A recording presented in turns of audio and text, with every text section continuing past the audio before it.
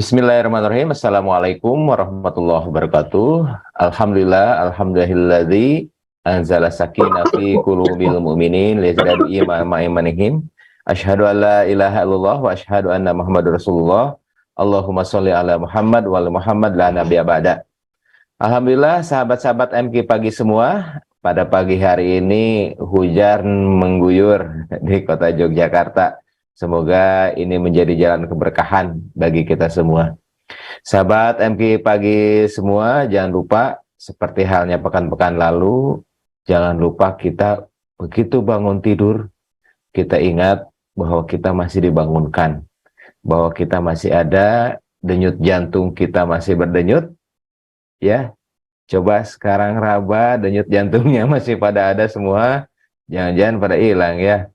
Denyut jantung kita masih berdenyut, artinya Allah mengirimkan darah, suplai energi, suplai oksigen, berbagai macam kotoran diangkut lewat darah. Dari mana? Dari 83 triliun sel yang ada di dalam tubuh kita nih. Allah angkut lewat jalan-jalan berupa pembuluh darah yang panjangnya kurang lebih 350.000 kilometer atau kurang lebih sepertiga antara jarak antara bumi dan bulan. Masya Allah, ini sebuah kondisi yang memang tidak sederhana dan tidak mudah ya. Alhamdulillah tadi pagi juga mungkin sudah ada yang buang air kecil ya, ibu bapak ya. Semalaman ketika kita tidur, Allah cucikan darah yang kotor tadi, yang mengangkut makanan dari 83 triliun, 87 triliun sel begitu ya, yang diangkut oleh darah. Allah cuci itu darahnya. Kemana? Ke 750.000 mesin cuci darah di ginjal kiri, 750.000 mesin cuci di ginjal kanan. Nah, kalau tadi kita tidur ada yang 8 jam gitu ya, ada yang 12 jam, ada yang 6 jam, kurang lebih per 24 jam itu darah yang sama itu dicuci 76 kali.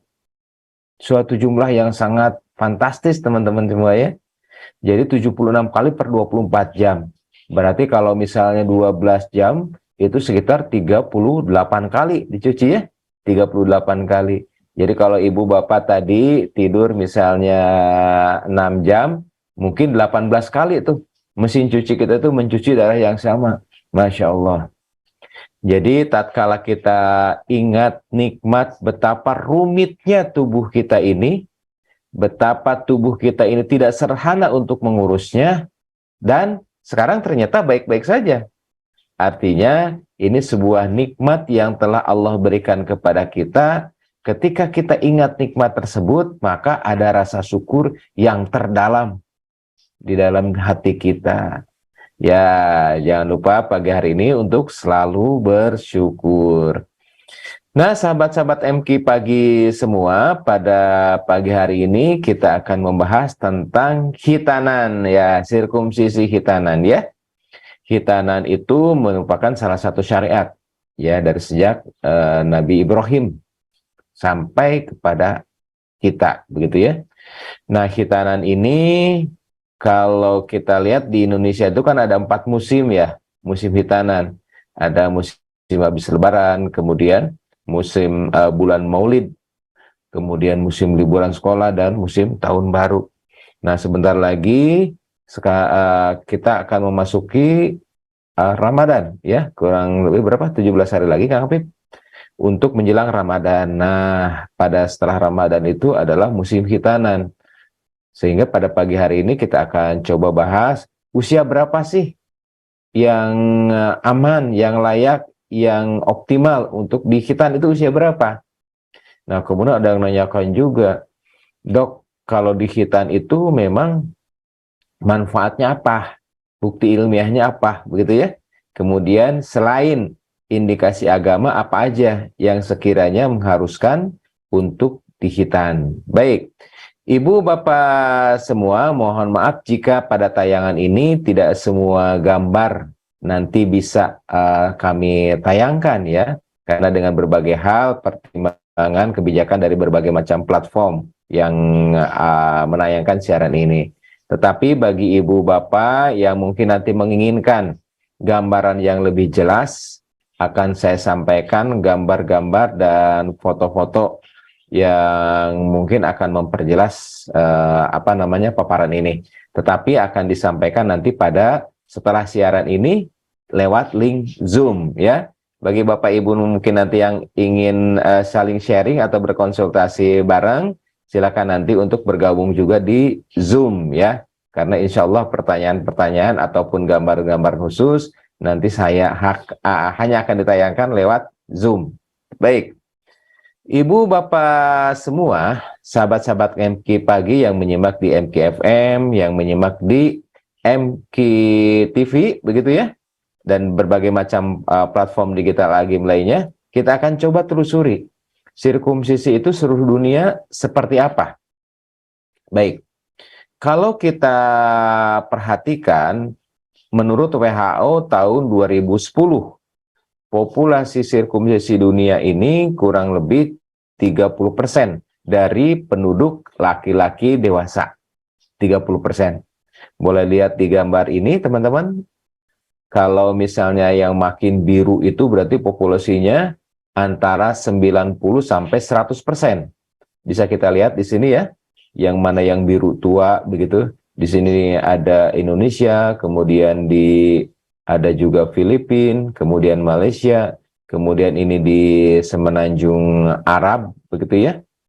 Kemudian kita lihat juga di beberapa negara di Afrika, Afrika Utara, begitu ya. Kemudian Afrika Barat, kemudian Afrika Timur. Populasinya ternyata tinggi yang di hitan.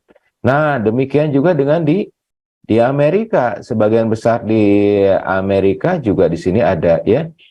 Kemudian di sini lihat juga di Australia. Artinya kalau kita lihat data dari WHO tahun 2010, populasi yang disirkumsisi rata-rata berkisar sekitar 30% dari laki-laki dewasa yang di seluruh dunia. Nah, kalau kita lihat lihat nih gambaran yang warnanya pink di sini daerah Kanada, teman-teman ya, sahabat-sahabat semua. Di sini itu berkisar antara 40 sampai 49%. Artinya kurang dari di Kanada ini lebih dari 30% ya, 40 sampai 49% penduduk laki-laki dewasanya itu di hitan. Nah, ada suatu hal yang menarik di sini ya, di Kanada dan di Amerika, teman-teman. Nanti data ilmiahnya saya sampaikan. Ternyata circumcision of the newborn, jadi hitan pada anak baru lahir, ini menjadi tren. Apa alasannya? Nanti kita akan coba lihat dari datanya, begitu ya. Nah, terkait apa sih sebetulnya sirkumsisi itu? Apa yang dipotong? Sejauh apa yang dipotong? Begitu ya. Nah, kita coba lihat tayangan gambar berikut ini. Indikasinya? Indikasinya terbagi menjadi 4, teman-teman semua. Yang pertama indikasi agama. Ini saya ambil dari salah satu jurnal yang merujuk dari WHO. Indikasinya ada 4. Pertama, indikasi terkait masalah religius. Ada 3 agama besar di dunia ini ya yang menganjurkan untuk khitan. Ada dari kalangan Katolik, kemudian juga dari kalangan Yahudi dan kalangan Muslim, begitu ya. Nah, kemudian juga yang kedua adalah etnokultural, terkait masalah etnik dan budaya. Pada budaya-budaya tertentu ini menganjurkan untuk disirkumsisi. Bahkan ada yang mengatakan bahwa sirkumsisi ini atau khitan ini merupakan salah satu bentuk laki-laki itu sudah dewasa. Di antaranya di beberapa negara Afrika, begitu ya. Di sana didapatkan kepercayaan kalau mau menikah berarti harus berani untuk disunat di sana ya. Bahkan ada budaya tertentu di Afrika Barat, yang nyunatnya itu menjelang pernikahan dan disaksikan oleh calon mempelai perempuan. Ini menunjukkan bahwa laki-laki itu sudah siap dan mempunyai ketangguhan mental, katanya begitu ya. Itu kalau secara etnokultural ya. Kemudian juga secara sosial atau personal atau misalnya nilai-nilai di keluarga. Di keluarga tertentu akan merasa bangga, akan merasa terlindungi. Kenapa terlindungi ya? Karena beberapa riset menunjukkan dengan digital itu bisa mencegah dari penyakit-penyakit tertentu. Kemudian juga alasan medis. Alasan medis. Misalnya kalau zaman dulu mungkin ya ketika anak pakai celana pakai sleting kejepit luka ya sekalian aja disunat begitu ya. Kemudian ada alasan medis lain misalnya anak tersebut mengalami infeksi saluran kencing berulang. Nah, ini sering didapat nih. Rujukan dari sejawat-sejawat dokter anak yang sampai kepada saya, rata-rata anak yang disirkum itu, yang disunat itu menderita phimosis. Jadi ketika anak sering merasa demam, kadang-kadang demam gitu ya, dalam seminggu itu sekali, kadang-kadang dalam sebulan itu bisa 2 kali, 3 kali demam gitu ya. Tapi batuk enggak, pilek enggak, begitu ya. Kemudian penyakit yang lain juga enggak. Nah, ketika diteliti, kadang-kadang karena anak itu misalnya pakai diapers, begitu ya, sehingga tidak selalu nampak bagaimana kondisi dia ketika kencing. Ketika dia kencing tanpa diapers itu ya, tanpa popok yang disposable itu, ternyata kelihatan tuh kencingnya itu si kulupnya itu menggelembung, ya. Berarti kalau sudah menggelembung sudah terjadi peradangan di ujungnya. Atau bahkan baru kelihatan tuh si penisnya itu kemerahan, bengkak begitu ya. Nah, ini juga merupakan salah satu indikasi. Karena infeksi saluran kencing yang berulang ini menunjukkan adanya retensi atau adanya penimbunan air kencing anak-anak itu ya di bagian antara kuluf dan kepala penis. Retensi inilah yang mengakibatkan menjadi tempat berkembang biaknya bakteri ya di sana sehingga terjadi infeksi saluran kencing. Nah, ini yang terbanyak menurut saya ya, infeksi saluran kencing berulang. Kenapa infeksi ini bisa muncul? Karena terjadi perlengketan antara kepala penis dengan kuluf atau dengan prepusium. Perlengketan inilah yang menimbulkan cairan-cairan dari kelenjar-kelenjar yang ada di kepala penis dan sekitarnya itu tidak bisa keluar dan tidak bisa bersih. Sehingga suburlah bakteri di sana. Perlengketan tersebut dinamakan dengan phimosis ya dan paraphimosis.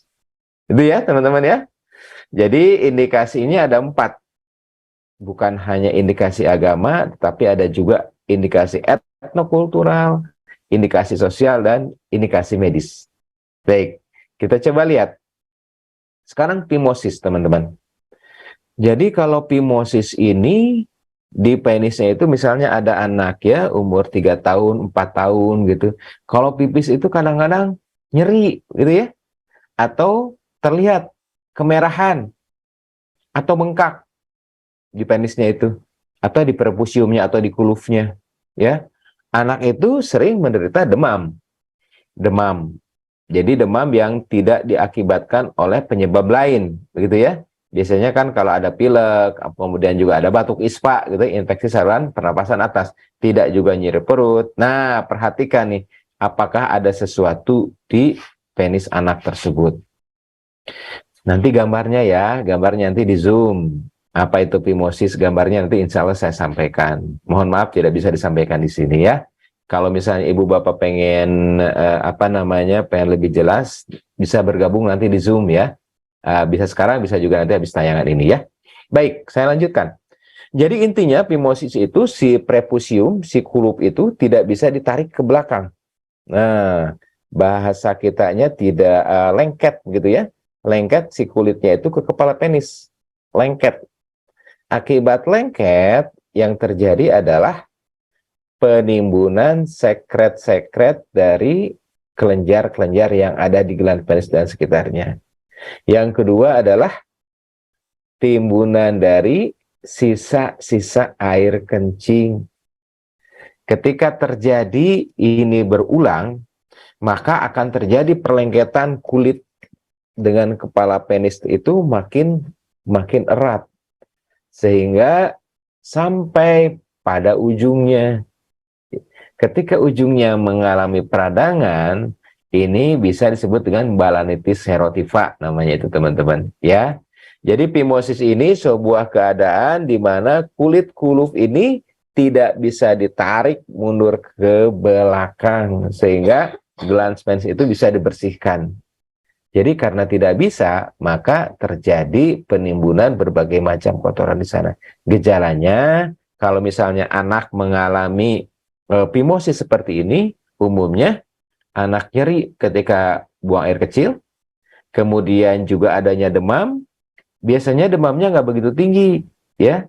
Kemudian adanya bengkak dan adanya kemerahan. Sering terjadi pertanyaan nih, dok, apakah ini punten diakibatkan oleh pemakaian dengan popok yang disposable itu, diapers itu ya? Saya bilang tidak. Walaupun ada pengaruhnya, ini tidak besar. Karena tidak semua yang memakai diapers itu timbul perlengketan seperti ini, gitu ya. Nah, apakah ini juga diakibatkan misalnya oleh anak yang sering bermain kotoran, bermain tanah, begitu ya? Ini juga kalau kita lihat dari datanya tidak terlalu signifikan nih teman-teman ya, belum tentu ya. Nah, yang kedua selain phimosis yang disebut dengan paraphimosis. Apa tuh paraphimosis? Hampir sama dengan phimosis tadi ya. Kalau paraphimosis ini bisa nggak bisa ditarik ke belakang si kulupnya itu, prepusiumnya itu. Kalau paraphimosis bisa ditarik ke belakang, tapi dia ketika mau dibalikin lagi ke depan, dia tidak bisa. Ya, itu paraphimosis. Kalau kita lihat dari kejadiannya, ini hampir sama. Kemudian juga dari penyebabnya juga ini hampir sama dengan phimosis tadi ya.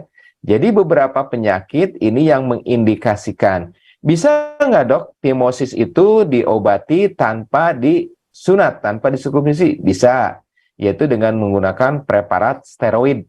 Ya, ada dexamethasone, kemudian juga metilprednisolon, desoximethasone, dan lain sebagainya.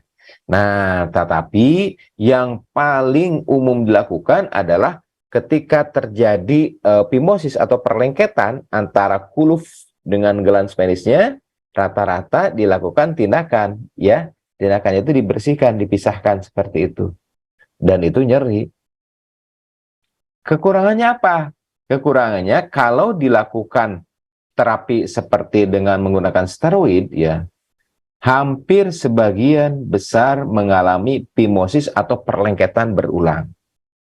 Sehingga beberapa guideline di pediatrik dan di pediatric surgery, juga di bedah urologi, beberapa guideline menyarankan jika terjadi phimosis atau paraphimosis gagal dengan terapi steroid, maka terapinya adalah sirkumsisi atau disunat. Gitu ya. Itu indikasi dari medis teman-teman semua ya. Jadi bisa diikuti ya, ada phimosis yaitu perlengketan antara kulit kuluf dengan glans penisnya yang tidak bisa ditarik ke belakang, ataupun paraphimosis yang kulit kulufnya itu bisa ditarik ke belakang tapi tidak bisa dibalikan lagi ke depan. Gejala-gejalanya anak sering merasa menderita demam, panas badan begitu ya, tanpa penyebab lain. Kemudian juga nyeri ketika BAK, buang air kecil, ketika pipis, nangis begitu ya. Kemudian ada tanda objektifnya yaitu adanya timbul kemerahan dan adanya bengkak. Itu teman-teman ya. Baik. Nah, indikasi berikutnya disunat itu apa kalau secara medis? Yang disebut dengan balanitis serotica obliterans ya, BXO namanya itu. Kayak gimana sih dok? Nah, sebetulnya ingin saya tanyakan gambarnya, tapi nanti aja di belakang ya. Saya punya anak dok, kadang-kadang kalau pipis itu suka menggelembung prepusiumnya. Apakah ini apa penyakitnya? Ini penyakitnya adalah balanitis serotica obliterans. Jadi si prepusium bagian ujungnya, kulup bagian ujungnya itu sudah mengeras. mengeras, memutih sehingga dia itu dia elastis. Begitu air kencing keluar itu ukuran si diameter tetap aja kecil, ya. Tidak mengembang, tidak elastis kulitnya. Kenapa? Karena sudah terjadi peradangan yang berulang. Jadi jaringan ujung dari kulufnya itu sudah mengeras, karena infeksi yang berulang timbul jaringan fibrotik namanya itu. Timbul jaringan yang keras, jaringan ikat yang keras. Tidak elastis kulitnya itu sehingga tidak mudah membuka dan menutup. Jadi seakan-akan kulitnya itu menutup terus. Akibatnya ketika kencing itu volumenya lebih besar, maka prepusium itu menggelembung, ya. Itu yang disebut dengan balanitis serotica obliterans. Nah, gejalanya apa? Sama dengan tadi. Nyeri saat BAK, kemudian si bagian prepusiumnya menggelembung, dan anak itu mengalami panas ketika BAK. Bahkan mungkin nanti ada yang demam. Gitu ya. Jadi, indikasi untuk hitan secara medis ya, tadi sudah dibahas ya, phimosis perlengketan, kemudian paraphimosis perlengketan tapi perlengketannya ringan, kemudian balanitis serotica obliterans, yaitu terjadinya infeksi dari kelenjar yang ada di dalam penis yang menyebabkan peradangan pada kuluf, pada prepusium, sehingga timbul jaringan ikat yang ada di prepusium. Akibatnya kulit dari kuluf tidak elastis. Gejala yang timbul adalah nyeri, kemudian prepusium atau kuluf menggelembung ketika buang air kecil. Di antaranya itu teman-teman ya. Baik, kalau begitu apa lagi sih yang mengharuskan penis itu di sirkumsisi, kulufnya itu dibuang? Yang paling sering berikutnya adalah infeksi saluran kencing. Infeksi saluran kencing ini diakibatkan oleh rangkaian-rangkaian yang diuraikan tadi. Bisa diakibatkan oleh adanya phimosis, bisa juga diakibatkan oleh adanya retensi. Sisa-sisa pipis itu yang tidak terbuang dengan sempurna. Mungkin tidak ada phimosis di sana, tetapi ketika buang air kecil ada sisa air kencingnya di sana sehingga ada perkembangbiakan bakteri yang mengakibatkan infeksi. Di mana infeksi bisa di saluran uretra di sini, ya. Gejalanya apa? Nyeri, bengkak di sini, ya. Kemudian juga bisa naik ke kandung kencing ke sini, ya. Gejalanya apa? Di sini mulai itu, kalau infeksinya sudah mulai besar, banyak, pipis itu atau kencing itu keruh. Ya, tanda tanya itu infeksi sudah sampai ke vesika urinaria. Bisa juga nyeri pinggang, ya, nyeri pinggang. Nyeri pinggang artinya infeksi itu sudah sampai di ureter atau bahkan di ginjal. Ada nyeri pinggang, kemudian pegal di pinggang, kadang-kadang terjadi pendarahan saat BAK. Jadi buang air kecilnya itu warnanya kemerahan, gitu ya. Gejalanya apa? Karena di sini terjadi iritasi teman-teman pada lecet, mungkin begitu ya, simpelnya, baik itu di kandung kencing ataupun di saluran yang ke ginjal atau ureter, ya. Kadang-kadang di sini juga timbul ada nyeri. Kemudian ketika vesika urinaria atau kandung kencing ini kontraksi gitu ya, untuk mengeluarkan, kadang-kadang ini tidak bisa sampai tuntas. Jadi sebagian air kencing itu masih ada di dalam. Kemudian juga terasa seperti peradangan yang ada di sini, karena ada klepnya ya. Kalau kita perhatikan lebih detail lagi di vesika urinaria itu untuk ke uretra itu ada klepnya, ya. Klepnya ini mengalami gangguan sehingga kadang buka, kadang nutup, kadang bukanya itu tidak sempurna. Sehingga terjadi gejala BAK-nya itu lebih sering, iritasi begitu ya. Kemudian BAK-nya merasa tidak tuntas. Jika infeksi ini terus berlangsung, maka akan timbul bau yang berbeda ya dengan bau urin yang normal. Infeksi saluran kencing yang berulang diakibatkan oleh adanya prepusium yang lengket atau kulup yang lengket atau kulup yang mengalami infeksi atau yang yang mengalami balanitis obliterans, itu adalah indikasi untuk sirkumsisi. Nanti ada risetnya teman-teman. Ternyata pada yang disunat itu mempunyai perlindungan seumur hidup terhadap infeksi saluran kencing. Gitu ya. Baik. Jadi itulah indikasi-indikasi untuk sirkumsisi secara medis, gitu ya. Nah, sekarang apa sih yang kira-kira nggak boleh untuk disunat? Yang tidak boleh untuk disunat, sebetulnya ini relatif, teman-teman semua. Contoh, misalnya ada kelainan bawaan. Bisa disunat? Bisa. Tapi dengan teknik tersendiri oleh penanganan spesialistik ya. Seperti halnya kemarin saya melakukan uretroplasti, pembuatan saluran kencing begitu ya di penis itu, karena lubang kencingnya itu adanya di bawah bukan di ujung ya. Bikin saluran kesini terus sampai ke depan. Nah, untuk bikin saluran ini dari mana bahannya? Bahannya dari kulit prepusium.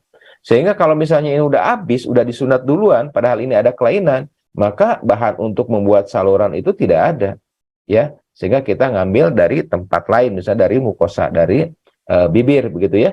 Dan itu menyebabkan anak itu sakitnya di dua tempat ya. Jadi kalau misalnya anak itu mengalami kelainan pada penis, nanti akan saya uraikan satu persatu, maka kelainan tersebut kontraindikasi di sirkumsisi atau disunat dengan teknik yang biasa, begitu ya. Apalagi yang menjadi kontraindikasi dan kehati-hatian, yaitu pada kelainan pembekuan darah. Jadi kalau anak itu gosok gigi suka berdarah, kemudian kalau kebentur ada memar-memar lama, memar-memarnya ya. Kemudian kalau misalnya luka, pendarahannya itu lama untuk berhenti. Kemudian kalau digigit serangga begitu ya, di sana timbul kemerahannya itu yang lama. Itu tanda-tanda anak tersebut mengalami kelainan pembekuan darah. Atau seling mimisan. Jadi kebentur sedikit atau misalnya karena cuaca sedikit timbul mimisan. Memang mimisan itu juga bisa disebabkan oleh kelainan lokal yang ada di struktur pembuluh darah yang ada di hidung, belum tentu kelainan pembekuan darah. Tetapi tanda-tanda kelainan pembekuan darah diantaranya adalah anak itu sering mimisan, ya. Nah, kelainan apa lagi yang mengakibatkan anak tersebut ini tidak boleh dihitan atau harus hati-hati dalam menghitan dengan penanganan tertentu, yaitu kelainan-kelainan sistemik pada anak misalnya dengan epilepsi begitu ya, atau pada anak yang hiperaktif, pada anak yang mengalami gangguan penyakit sistemik misalnya diabetes mellitus tipe 1 begitu ya. Jadi ini perlu kehati-hatian. Jadi penanganannya itu tidak sama dengan hitanan seperti biasa, teman-teman. Kelainan pembekuan darah sih yang paling sering hemofili ya, hemofili A. Untuk hemofili maka harus dirawat sebelum dihitan ya, karena berikan dulu faktor substitusi faktor 8 ya. Kemudian setelah dirawat, kemudian disirkumsisi, karena kalau hemofili itu kan pendarahan terus aja mengalir begitu ya kalau ada luka itu. Nah, kemudian setelah disirkumsisi dirawat juga untuk observasi. Memang jarang. Saya juga selama ini baru menghitan anak hemofili itu kalau nggak salah 4 orang ya. Dan kalau misalnya terluka sedikit aja ketika perbannya dibuka itu pendarahan terus saja mengalir. Jadi tidak simpel, tidak sederhana. Jadi mohon pada orang tua ini diperhatikan. Dan kepada teman-teman yang mungkin sering menyunat juga ya, untuk kasus-kasus ini mohon untuk diperhatikan. Nah, sekarang kelainan pada penis, hipospadia.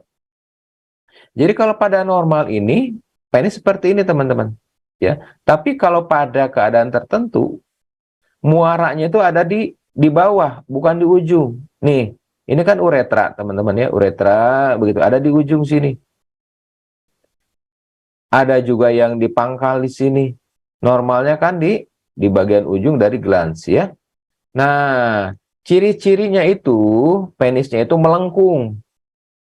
Jadi tidak lurus ketika ereksi. Jadi kalau anak misalnya kelihatan penisnya itu ketika pagi-pagi itu bengkok seperti ini ya. Kalau kelihatan misalnya anak tersebut BAK-nya itu tidak bisa punten ya sambil berdiri, dia harus sambil jongkok karena muaranya itu di bawah. Jadi ketika dia kencing sambil berdiri, maka akan belepotan kemana-mana karena muaranya ke bawah. Ada banyak kasus seperti ini. Jadi hampir setiap sebulan 3 kali 4 kali saya operasi untuk membetulkan kasus hipospadia seperti ini, teman-teman ya. Jadi hipospadia ini kontraindikasi untuk disirkumsisi karena kulit prepusiumnya ini akan kita gunakan nih untuk membuat saluran.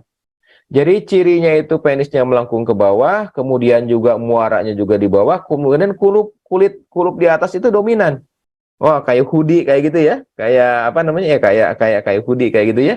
Sedangkan di bawahnya itu hampir tidak ada kulit prepusium. Seperti di bawahnya itu seperti sudah disunat. Jadi kelihatan gitu ya. Di bawahnya itu tidak ada kulitnya. Dikatakan, oh, ini sudah disunat dari lahir. Belum tentu, lihat. Siapa tahu ini kelainan yang disebut dengan hipospadia. Ya, yaitu ciri-cirinya. Ya, nanti kalau teman-teman ingin jelas lagi, ciri-cirinya dan gambar-gambarnya, insya Allah nanti di tayangan akhir ini di Zoom ya.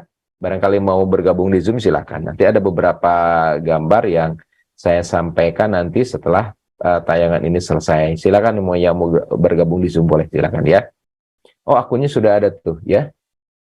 Baik, kita lanjut. Yang selanjutnya adalah epispadia. Ini hipospadia, ini masih ya gambarnya teman-teman, nanti saya sampaikan. Nah, selanjutnya ada epispadia. Jadi si muaranya itu bukan di ujung tapi di atas ya. Jelasnya nanti mungkin gambarnya ya. Bentuknya itu abnormal. Nah, yang selanjutnya yang menjadi kontraindikasi di hitan pada teknik yang biasa yaitu penis yang tertanam, barid ya. Barid penis. Jadi onoknya gemuk. Kemudian juga seakan-akan penisnya kecil. Padahal kalau dilihat, kalau ditekan, itu penis ukurannya normal. Tetapi karena saking gemuknya anak, sehingga penisnya itu nggak muncul. Ada di dalam lemak tertimbun seperti ini. Teman-teman bisa lihat gambarnya sini ya. Nih, ini lemaknya. Jadi penisnya di sini. Yang muncul di luar itu hanya kulit prepusiumnya. Ya. Ini juga tidak boleh disirkumsisi dengan teknik yang standar. Nanti disunatnya oleh dokter bedah anak, dokter bedah urologi, atau oleh dokter bedah plastik. Ya, karena tekniknya itu berbeda sekali. Kalau misalnya anak ini disunat ya dengan teknik yang standar, maka kemungkinan terjadi penutupan. Ketutup aja si penisnya itu hampir nggak kelihatan. Atau saya pernah lihat juga nggak kelihatan penisnya, cuma ada lurus aja gitu, kemudian ada lubang seperti itu. Itu anak disunat ketika usia 2 tahun, padahal dia barid penis, kemudian akhirnya memerlukan rekonstruksi. Lama itu teman-teman, ibu bapak semua. Untuk melakukan rekonstruksi itu nggak sederhana ya. Kita lakukan dalam bius total gitu. Direkonstruksi, kulitnya itu dibentuk lagi ya. Jadi penis yang tertanam, kemudian yang muncul hanya kulupnya. Nah, kemudian yang pada anak-anak yang obesitas. Nah, perlu diperhatikan juga, punten, ini saya salah masukkan. Penis yang kecil ini belum tentu barid penis teman-teman ya, tapi pada penis yang kecil bisa terjadi penis itu tertanam. Kontraindikasi berikutnya adalah mikropenis, yaitu penisnya itu kecil menurut usia. Jadi ketika usia dia misal 2 tahun harusnya ukurannya sekian sentimeter, ternyata ukurannya lebih kecil. Nah, ini sebaiknya kita lakukan treatment dulu. Pengobatan dengan menggunakan hormon, terapi hormonal. Supaya penisnya itu ukurannya normal dulu, baru dilakukan sirkumsisi. Nah, itulah sirkumsisi, teman-teman ya. Ternyata tidak sederhana ya, sirkumsisi itu. Nah, kemudian manfaat. Dok, benar nggak manfaatnya sirkumsisi itu? Banyak banget, banyak banget. Beberapa kali WHO mengisyaratkan salah satu pencegahan dari HIV, Human Immunodeficiency Virus, itu adalah dengan sirkumsisi, teman-teman ya. Bahkan ini penelitian saya telusuri sejak tahun 93. Pada populasi yang disirkumsisi, ternyata angka kejadian HIV itu boleh dikatakan jauh lebih rendah daripada mereka yang daripada mereka yang tidak disirkumsisi. Jadi intinya adalah sirkumsisi bisa menurunkan angka kejadian HIV. Kemudian kalau kita lihat juga infeksi saluran kencing, ISK, angkanya itu lebih rendah pada mereka yang disirkumsisi. Kemudian juga kanker penis. Nah, kanker penis saya coba penelitian yang lama begitu ya. Saya coba cari begitu ya. Nanti akan kita coba sajikan di sini ya. Kemudian menurunkan juga angka kejadian penyakit menular seksual. Baik, kita lihat satu persatu. Nih, ini penelitian bukan penelitian biasa, teman-teman. Ini penelitian merupakan review terhadap beberapa penelitian yang lain. Jadi beberapa penelitian digabungkan yang disebut dengan meta-analisis ya. Kurang lebih sampelnya itu 407.000. Banyak banget. Dari penelitian-penelitian tersebut digabungkan, ketemulah angka 407.902 sampel orang. Ya, ini sangat banyak. Kalau meta-analisis ini hasilnya kita lebih, margin errornya itu lebih kecil. Ya. Nah, dari hasil 19 penelitian ini, dikatakan bahwa manfaat sirkumsisi untuk mencegah ISK itu telah terbukti dengan nyata. Bahkan di sini dikatakan manfaat untuk mencegah infeksi saluran kencing itu bersifat seumur hidup. Ya, ya kan di hitan mas sekali seumur hidup tetap di hitan. Ya.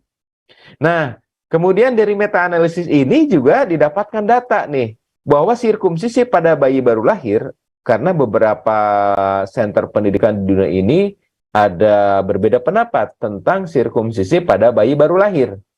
Nah, dari penelitian ini disimpulkan sirkumsisi pada bayi baru lahir sudah tidak perlu dipertentangkan lagi katanya. Karena dilihat dari nilai kebermanfaatannya. Bahkan di negara-negara yang mengalami penurunan mereka yang disirkumsisi, dikatakan di sini penurunan tingkat sunat mengancam bagi kesehatan masyarakat. Seperti tadi, baik itu kesehatan akibat infeksi saluran kencing, pencegahan penyakit menular, kemudian pencegahan kanker dan lain sebagainya. Ini sebuah penelitian menurut saya yang sangat bermakna ya, yang membuktikan manfaat-manfaat dari hitan. Nah, ini yang saya bilang tadi, ditelusuri nih. Ini penelitian, teman-teman, mereview dari tahun 1910. Lama banget ya, lama banget. Membandingkan, karena kanker itu kan tidak tumbuh setahun 2 tahun. Bisa puluhan tahun baru timbul kanker, kanker dari penis. Nah, kanker penis itu seperti apa gejala-gejalanya? Nanti di bagian akhir saya akan coba tunjukkan, karena ini pentingnya teman-teman ya. Bagaimana kanker itu pada tahap awal, kayak luka gitu ya. Kayak luka padahal itu kanker. Kadang-kadang menganggap, wah itu mah katanya seperti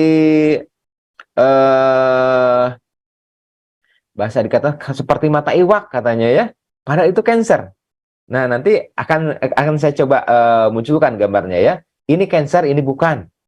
Supaya apa? Supaya mawas diri. Pada penelitian ini, teman-teman, dibandingkan antara yang tidak disirkumsisi, di sini ya, jadi male circumcision, yang tidak disirkumsisi, ternyata angka kejadian yang kanker itu 1 dari 600. Berarti kan banyak. Jadi dari 600 orang itu ada 1 yang kanker. Tetapi kalau disirkumsisi, angka kejadian kanker penis itu 1 dari 8 juta orang. penelitian lainnya dikatakan 1 dari 75.000 orang. Jadi bagi komunitas yang disirkumsisi, mereka dapatkan hanya 1 dari 75.000 orang dibandingkan pada yang tidak disirkumsisi, yaitu angkanya 1 berbanding 600. Ini perbedaan yang sangat luar biasa. Ya. Jadi sirkumsisi itu bisa mencegah terjadinya kanker dari penis, ya.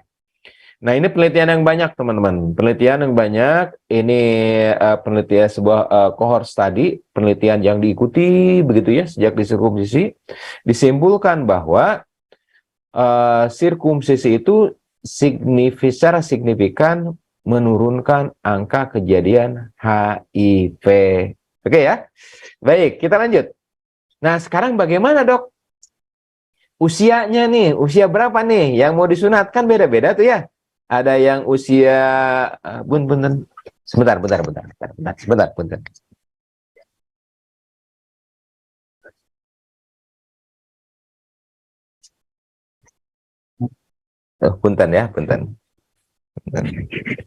Usia berapa yang pantas untuk disirkumsisi? Soalnya beda-beda. Kalau misalnya di kelompok tertentu dari bayi aja udah disirkumsisi, udah disunat begitu ya. Kalau misalnya di daerah sini nih, di daerah Jogja, saya nanti besok akan melakukan hitanan massal bersama DT Peduli Jogja. DT Peduli Jogja, teman-teman yang di Jogja ya. Saya ada di Jogja nih. Ada Mbak Yuroh dari DT Peduli ya. Kita akan sirkumsisi insya Allah hari besok ya di Gunung Kidul ya. Nah, ternyata pesertanya itu besar-besar, ya. Kalau misalnya di daerah Ciamis, Tasik, pesertanya kecil-kecil, ya. 3 tahun, 4 tahun sudah disunat. Kalau di sini, disunat itu belasan tahun, ya. Ada yang 12 tahun, ada yang 13 tahun, ya, rata-rata begitu. Kemudian juga ada di beberapa negara Arab, ya, di semenanjung Arab, disunat itu usianya kecil-kecil. Jadi sebetulnya usia yang ideal itu berapa? Ya. Nanti untuk aspek fikihnya mungkin nanti akan dibahas oleh Ustadz Mulyadi ya. Tapi kalau secara medis kita coba lihat bagaimana dihitan pada usia bayi, anak, remaja dan dewasa. Jadi begini, teman-teman semua. Pada bayi circumcision of the newborn, nanti saya sampaikan 2 jurnalnya ya. Itu menjadi tren di mana? Di Amerika dan di Kanada. Jadi mereka beranggapan bahwa perlindungan terhadap infeksi saluran kencing itu sudah diberikan begitu bayi itu lahir, kemudian disirkumsisi. Jadi kemungkinan terjadinya gangguan tumbuh kembang pada bayi, pada anak, yang diakibatkan oleh seringnya infeksi saluran kencing yang berulang, itu bisa diturunkan. Karena apa? Jurnal tadi menunjukkan bahwa sirkumsisi ini bisa melindungi dari infeksi saluran kencing yang berulang seumur hidupnya. Ya kan? Jadi mereka beranggapan ketika bayi dihitan itu artinya memberikan perlindungan terhadap infeksi sehingga gangguan terhadap tumbuh kembang itu bisa dihilangkan atau bisa dikurangi. Kemudian usia anak nih, anak misalnya usia SD begitu ya, usia TK begitu. Apakah ini juga merupakan umur ideal untuk dihitan? Ada beberapa pertimbangan, teman-teman. Kalau kita lihat dari pertimbangan medis, sebetulnya mau bayi baru lahir, mau anak, mau remaja, mau dewasa, sebetulnya tidak ada perbedaan. Silakan bebas. Tekniknya nanti yang berbeda. Kalau pada bayi, tekniknya itu memang lebih lebih detail begitu ya. Karena apa? Contoh begini, di bagian bawah dari glans penis itu kan dekat sekali dengan saluran kencing, ya. Sehingga kalau tidak terlatih untuk mengikat pendarahan di bagian bawah atau misalnya mengcounter bagian bawah, bisa terjadi yang namanya post circumcision hipospadia. Jadi terjadinya kebocoran, begitu. Pada bayi itu tekniknya berbeda dibandingkan dengan teknik anak, begitu ya. Jadi bisa. Kalau saya rujuk dari penelitian tadi yang ada di Amerika, karena dikatakan bahwa sekitar 50% bayi baru lahir di Amerika itu disunat. Circumcision of the newborn namanya itu. Tetapi dilakukan oleh mereka-mereka yang telah mendapatkan sertifikasi atau mereka yang berprofesi sebagai bedah anak, bedah urologi, bedah umum, dan bedah plastik. Jadi berbeda ya yang sunatnya itu. Nah, kalau di sini rata-rata ya di Indonesia rata-rata kan anak-anak yang disunat. Dok, kalau di Indonesia banyak nggak disunat bayi? Banyak. Teman-teman rekan-rekan kami itu di pesantren misalnya di Husnul Khotimah rata-rata ustadz-ustadznya itu menyunat anaknya itu ketika bayi. Dok, ini bayi, anak saya punya anak lagi, saya punya anak lagi laki-laki, disunat dok ya. Ya. Mereka itu di bawah 1 tahun, ya, pada disunat. Jadi, no problem, alhamdulillah. Dengan tekniknya mungkin yang berbeda, gitu ya. Nah, ada juga kalau kebiasaan di kita, kebiasaan kultural, ya, kalau dikatakan anak itu sudah ingin, karena teman-temannya lihat udah pada disunat, atau anak tersebut sekiranya bisa mengurus lukanya, tidak terlalu intinya bisa diatur lah ya, bisa diatur, nggak boleh ini, nggak boleh ini, nggak boleh ini, begitu ya. Nah, bagaimana khitan pada remaja dan dewasa? Remaja dan dewasa ini mempunyai keunikan tersendiri. Jadi karena mekanisme reproduksinya ini sudah relatif berjalan, ya, maka ada kekhasan untuk sirkumsisi pada remaja dan dewasa. 2 hari yang lalu, hari Senin ya. Hari Senin kemarin ada mu'alaf disunat, begitu ya. Nah, ini agak berbeda tekniknya. Kenapa? Jahitannya itu lebih banyak. Kemudian juga jahitan dalam untuk pendarahan itu lebih banyak juga. Pada dewasa itu ada mekanisme ereksi yang sering, teman-teman. Jadi ketika penjahitan mungkin hanya di bagian-bagian tertentu, mungkin penjahitan tersebut tidak sebagian akan terbuka. Sehingga lukanya itu bisa terjadi wound Hisen namanya itu ya. Luka operasi terbuka. Nah, ini teman-teman, kalau kita lihat dari datanya, jadi dikatakan di sini sekitar 50% bayi baru lahir di Amerika itu disunat oleh siapa? Oleh dokter yang terlatih, begitu ya. Di sini dikatakan a novel approach increase fidelity of the neonatal circumcision.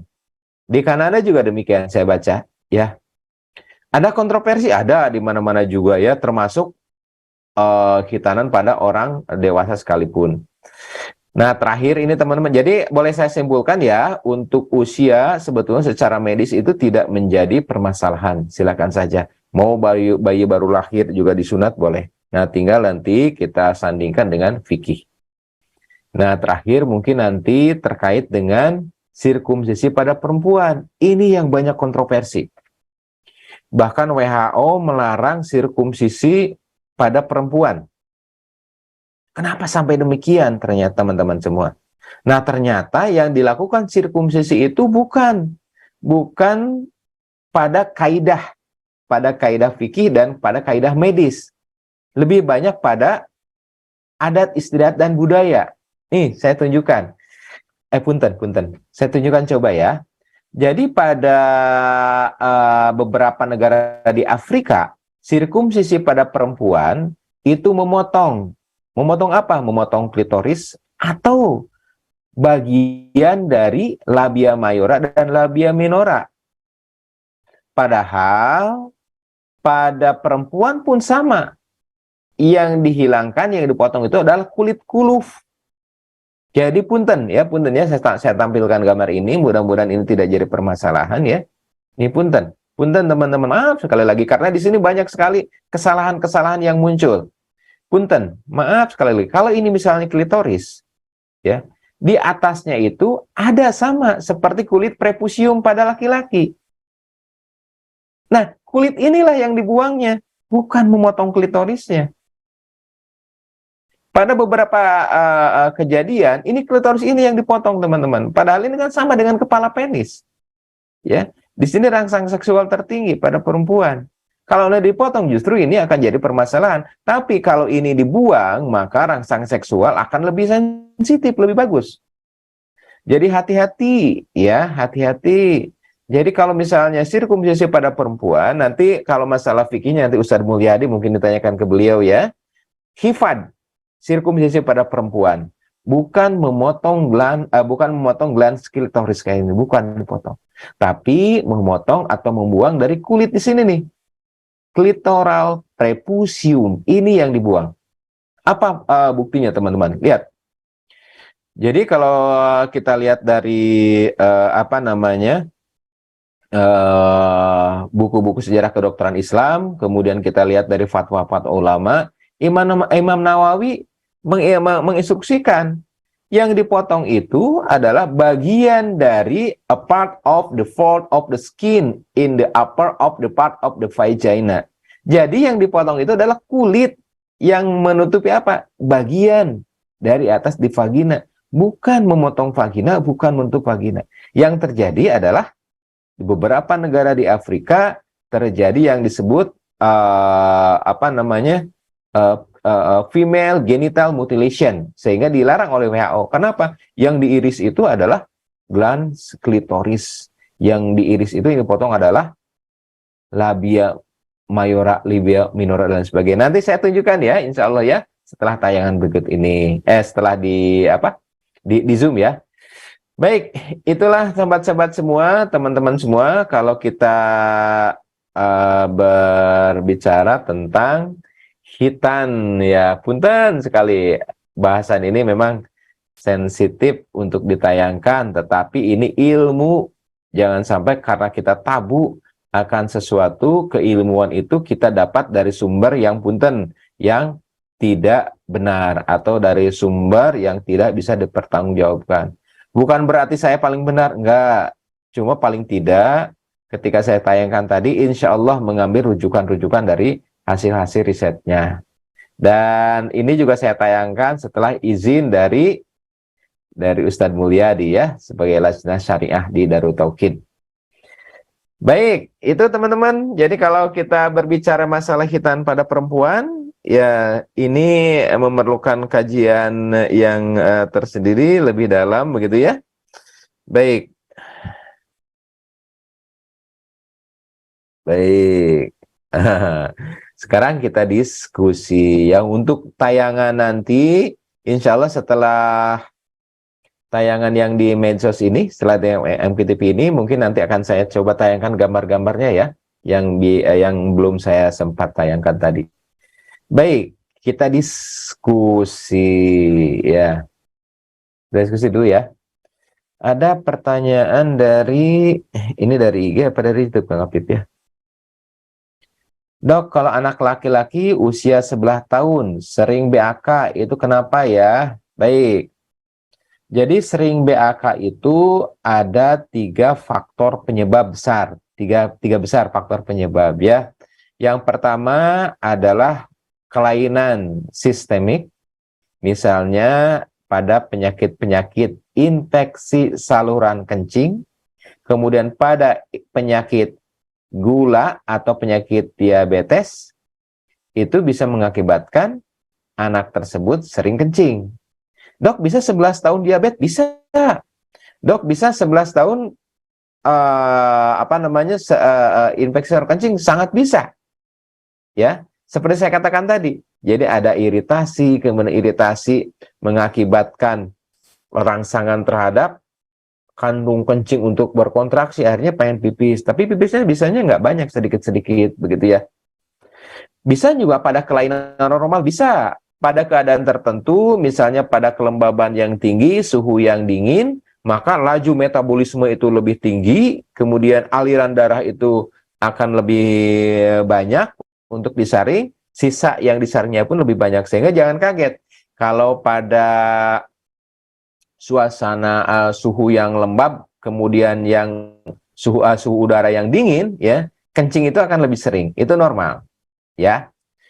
Jadi itu yang pertama pada kelainan penyakit infeksi. Yang kedua, penyakit hormonal. Yang ketiga bisa aja kelainan keadaan normal, begitu ya. Itu ya. Baik, sekarang dari IG. Maaf dok, kalau anak cerebral palsy, CP ya, cowok sekarang usia 6 tahun 9 bulan, berat badan 13 kilogram, kira-kira kalau dihitan nunggu usia 7 tahun, nggak masalah Pak. Jadi pada anak cerebral palsy, pada anak yang mengalami kelainan tumbuh kembang atau pada epilepsi begitu ya, itu bisa dihitan pada usia kapanpun. Nah, pada anak yang epilepsi kita memerlukan perangkat ataupun obat-obatan yang lebih untuk persiapan ya. Misalnya pada pada anak yang punya gejala penyakit asma gitu ya, pada asma, kemudian epilepsi, kemudian pada riwayat kejang demam, maka untuk hitanan kita siapkan perangkat-perangkat obat-obat tertentu sehingga kalau terjadi serangan ya kita tinggal masukkan. Misalnya terjadi serangan sesak pada asma, terjadi bangkitan kejang pada epilepsi, kita bisa lakukan intervensi begitu ya. Jadi kalaupun misalnya dihitan nanti pada 7 tahun juga insya Allah nggak jadi masalah. Baik ya. Kemudian, Assalamualaikum warahmatullahi wabarakatuh. Waalaikumsalam. Dok, bagaimana jika anak perempuan tidak disunat? Nah, saya pernah baca dan saya pelajari, itu hukumnya tidak wajib. Khifan pada anak perempuan itu hukumnya sunnah. Bahkan ada yang mengatakan bahwa semua hadis tentang khitanan pada anak perempuan itu, hadisnya itu lemah. Jadi, menurut medis itu nggak jadi masalah. Ya, nanti untuk fikih, ya nanti tanya ke ustaznya. Tapi yang pernah saya pelajari, khifat itu tidak wajib hukumnya ya. Selanjutnya, maaf kalau anak sudah dewasa usia 27 tahun dan sudah terlanjur tidak dihitan, bagaimana? Hitanan pada dewasa juga tidak jadi permasalahan. Tertua saya pernah menyunat itu usia 76 tahun. Muslim, tapi belum disunat, 76 tahun. Nggak jadi masalah, cuma tekniknya saja nanti yang berbeda. Yang kemarin di hitan itu mu'alaf usia 34 ya, 34 tahun, belum nikah. Dan itu juga tidak jadi masalah. Yang jadi perbedaan adalah masalah teknik sirkumsisinya saja. Gitu ya. Kemudian, Assalamualaikum dok, jadi untuk perempuan baiknya dihitan apa tidak kalau menurut Islam dan kesehatan? Kalau menurut kesehatan, tidak dihitan tidak jadi masalah. Ya. Kalau menurut fikih yang saya baca, tidak dihitan juga tidak jadi masalah. Begitu ya. Sebetulnya saya punya slide-nya hitan pada perempuan ya. Termasuk dalil-dalilnya ya. Tapi mungkin nanti Ustadz Mulyadi yang lebih paham di sini ya. Kemudian pertanyaan berikutnya dok, ciri-ciri wanita yang sudah dihitan gimana ya? Kalau kuluf pada perempuan itu berupa selaput. Jadi tidak seperti kulit prepusium pada laki-laki. Dan ketika dewasa biasanya kuluf itu rudimenter. Rudimenter apanya? Mengecil gitu ya, mengecil kulitnya itu. Jadi beda dengan prepusium pada laki-laki, begitu ya. Saya coba tayangkan gambarnya ya. Nah, jadi kalau pada perempuan kulitnya seperti ini, kalau pada laki-laki kan nutup ke depan, gitu ya. Nah, kalau pada perempuan seperti ini. Jadi kalau pada perempuan, pada anak-anak ini berupa selaput. Sehingga untuk nyunat anak perempuan, tanda kutip ya cukup pakai cotton bud aja dioleskan kayak gitu. Ini selaputnya itu sudah teriritasi. Jadi selaputnya itu sudah kebuang. Jadi cukup di bagian atas klitoris. Ingat ya, pada ibu bapak, para dokter atau para ibu bidan ya, klitoris di atasnya itu ada selaput, selaputnya itulah yang diusap. Cukup pakai cotton bud itu udah selesai ya. Lunak sekali. Ya kayak selaput apa ya, tipis-tipis banget. Kayak 2 kali tisu kayak gitu ya, kalau saya lihat ya. Baik, jadi pada perempuan berbeda sekali ya. Baik ibu bapak semua yang ada di IG, yang ada di MKTV, yang ada di MKFM, kebersamaan kita hanya sampai jam 6. Bagi ibu bapak yang ingin melanjutkan kajian. Insya Allah akan saya sampaikan beberapa gambar-gambar yang mungkin tidak bisa ditayangkan tadi. Silakan untuk bergabung di Zoom. Baik, sahabat-sahabat yang di MKFM, terima kasih atas siaran tayangnya, kemudian MKTV, kemudian yang ada di platform digital Agim semuanya. Subhanakallahumma wa bihamdika asyhadu an la ilaha illa anta astaghfiruka wa atubu ilaik. Assalamualaikum warahmatullahi wabarakatuh.